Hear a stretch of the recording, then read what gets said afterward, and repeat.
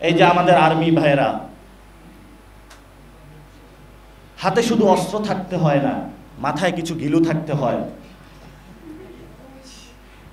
না বুঝে সংবিধান, না বুঝে স্টেট, বিভিন্ন দেশ থেকে গিয়ে একটু ঘুরে ফিরে কিন্তু অস্ত্রের প্রদর্শনী থেকে কিছু অস্ত্র নিয়ে আসে, আর নিয়ে আইসা মাথায় গিলু না থাকার কারণে অস্ত্রটা চালায় জনগণের উপরে।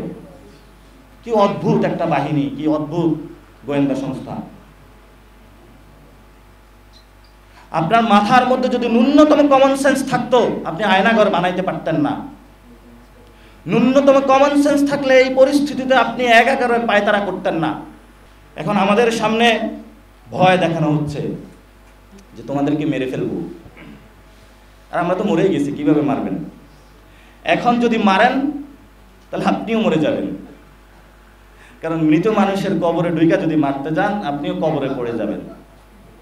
এজন্য বলবো, অস্ত্র যেমন আছে আপনার কাছে, মাথায় কিছু সংবিধান, স্টেট, এই বিষয়গুলো নিয়ে নিজেদেরকে, এখনো সময় আছে, নিজেদের মধ্যে জাগরণ তৈরি করেন।